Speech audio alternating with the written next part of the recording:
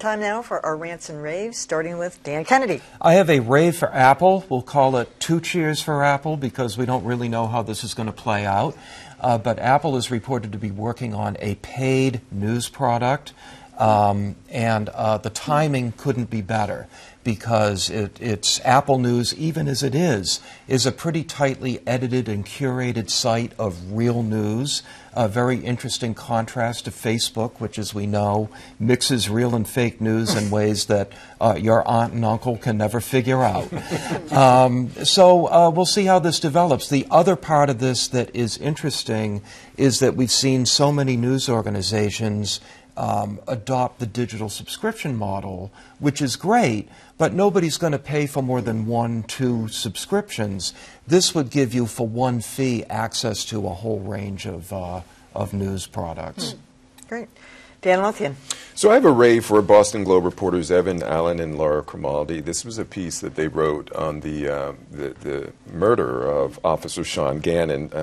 It was entitled, "A Man Determined to Choose Violence, a Cop Determined to Live a Good Life." And what it did was it took you into the lives of both the suspect in this case and also the officer. And it was such a gripping, visceral connection that I was able to have. At one point, I was angry as I was reading it, and then I was smiling because they were able to use interviews and public records to do beyond the typical story on a police officer's shooting, where you go in and you talk to some friends and you say, oh, he was great and did a good job and then was gunned down way too soon. I mean, these are kind of the stories that you see, but they had a lot of color and made you feel a connection, and it's something that rarely happens in a story like this. And even, the suspect. As well.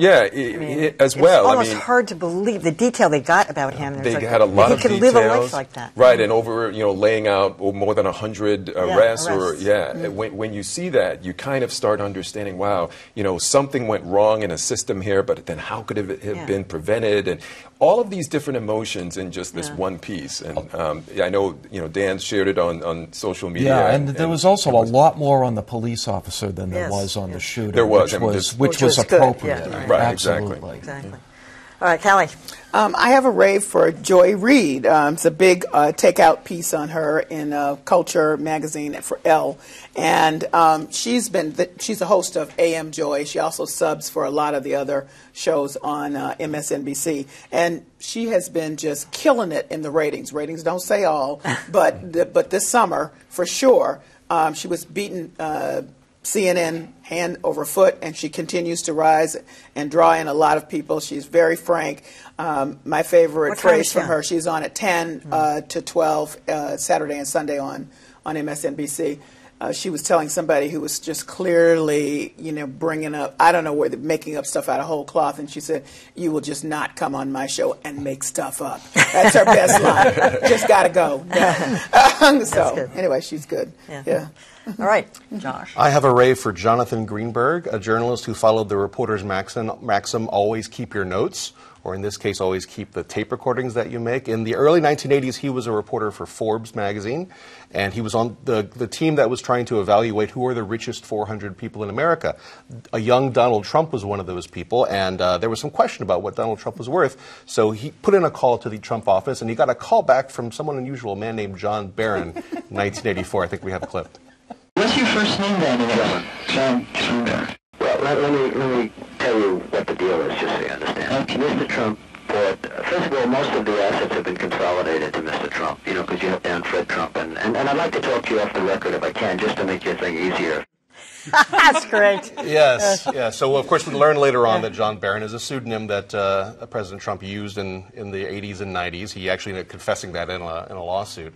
But congratulations to Mr. Greenberg for being the first person to have recorded evidence of Donald Trump lying to the press. At that point, Forbes was looking into his net worth. He was claiming $200 million.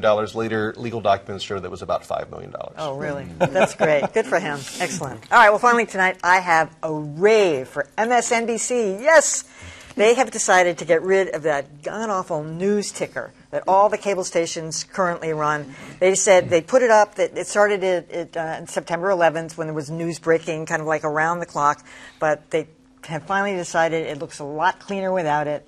took it off, and I think it is a great relief. And thank you. Now, CNN, if they would only follow, and Fox, I don't really care what they do. There will only be 8 things on the screen instead of 9. Right, exactly. Yeah. Well, you also twist your neck because you're like, what was that? What? Because it's always in the middle of something. But the kids will miss it. 'Cause Yeah. they're always, "There, look. Yeah, exactly.